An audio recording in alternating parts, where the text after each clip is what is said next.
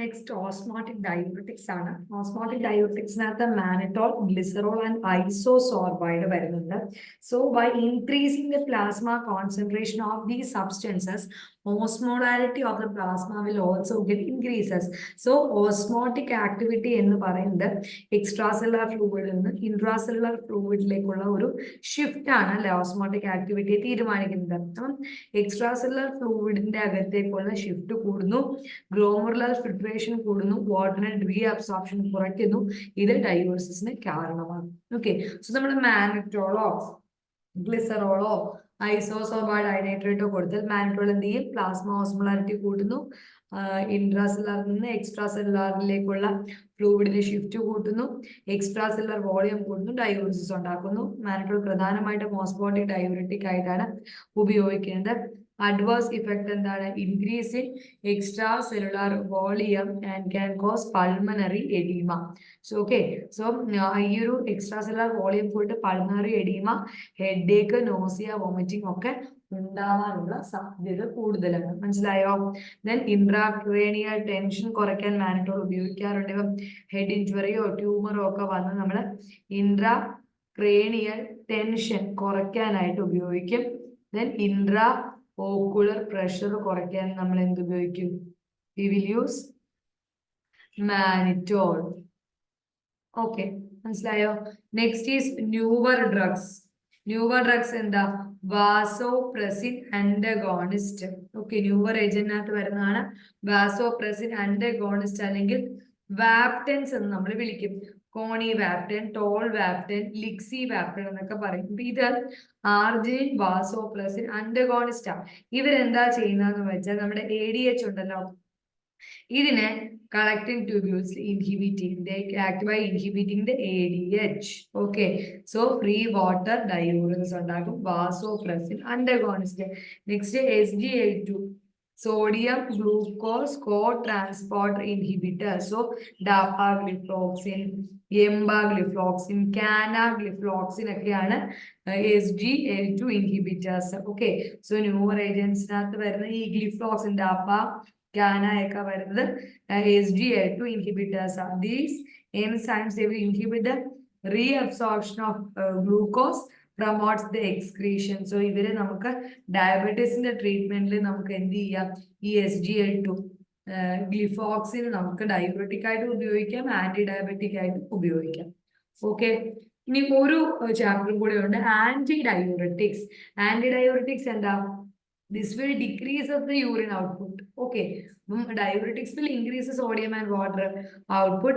Anti എന്ന് പറഞ്ഞാൽ they are opposite to that, opposite to diuretic action. Next one is anti-diuretic hormone അല്ലെങ്കിൽ ADH, vasopressin എന്നൊക്കെ പറയുന്നത് എന്താ?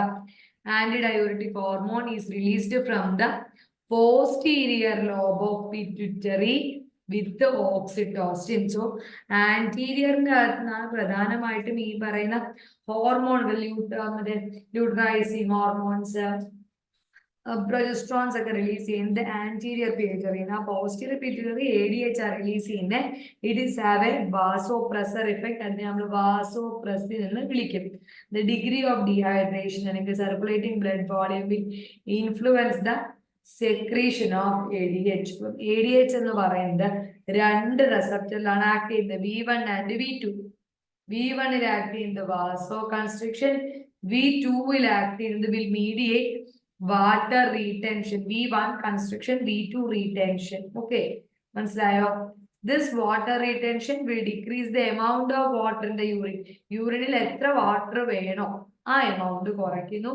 ADH ഇലക്ട്രോലൈറ്റിന്റെ എക്സ്ക്രീഷൻ അഫക്ട് ചെയ്യുന്നതേ ഇല്ല. Okay, and ADH is also used in the treatment of diabetes insipidus. Diabetes ഇൻസിപ്പിഡസിന്റെ treatment use ചെയ്യുന്നുണ്ട്. Next one is desmopressin. Desmopressin എന്താണ്? It is a vasopressin analogue. V2 അല്ലെങ്കിൽ റീടെൻഷൻ ആയിട്ടുള്ള റിസപ്റ്ററിനെയാണ് അത് സെലക്റ്റീവ്ലി ആക്ട് ചെയ്യുന്നത്, desmopressin. So more potent and longer acting. So water retention ആണ് desmopressin ചെയ്യുന്നത്. Okay, then more potent and longer acting than ADH, has negligible vasoconstrictor action. Oral, nasal, parenteral ഒക്കെ റൂട്ടിൽ അത് എന്ത് ചെയ്യുന്നു, അഡ്മിനിസ്റ്റർ ചെയ്യുന്നു. Next one is thiazide. Thiazide diuretic എന്ന് പറയുന്നത് എന്താണ്? It is an anti diuretic effect അല്ലെ. Thiazide diuretics is having an anti diuretic effect in diabetes insipidus. Okay, so അവര് നെഫ്രോജനിക് ഡയബറ്റിസ് ഇൻസിപ്പിഡസിൽ ഇഫക്റ്റീവ് ആണ്. ആക്ഷൻ എന്താണ്? ഗ്ലോമറുലാർ ഫിൽട്രേഷൻ കുറയ്ക്കുന്നു, negative nitrogen balance ഉണ്ടാക്കുന്നു, യൂറിന്റെ വോളിയം കുറയ്ക്കുന്നു. പ്രധാനമായിട്ടും തയസൈഡ് എങ്ങനെയായിരുന്നു ആക്ട് ചെയ്യുന്നത്? നമ്മുടെ ഡിസ്റ്റൽ ട്യൂബിലുള്ള സോഡിയം ക്ലോറൈൻ കോ ട്രാൻസ്പോർട്ടറിനെ അഫക്ട് ചെയ്യുന്നു, എന്നിട്ട് സോഡിയത്തിനെ ഡിസ്റ്റൽ ട്യൂബിൽ നിന്ന് കൂടുതലായിട്ടും എക്സ്ക്രീറ്റ് ചെയ്യും. ഇങ്ങനെയാണ് ആക്ട് ചെയ്തത് അല്ലെ. അപ്പോ ഈ പർട്ടിക്കുലർ തയസൈഡ്സ് നമ്മൾ ഡയബറ്റീസ് ഇൻസിപ്പിഡസിൽ കൊടുക്കുന്ന സമയം the action is paradoxical. They are suppose to act by decreasing glomerular filtration and produce negative balance. So urine volume കുറയുന്നതായിട്ട് കാണാൻ പറ്റും. Other drugs are chlorpropamide, chlorpromazine, carbamazine, chlorpropamide ഒക്കെയാണ് മറ്റ് anti diabetic examples. So anti diabetic example desmopressin, thiazide, chlorpropamide, carbamazepine. Okay, carbamazepine ഇത്രയാണ് ആന്റി ഡയബറ്റിക്കിനകത്ത് വരുന്നത്. Okay.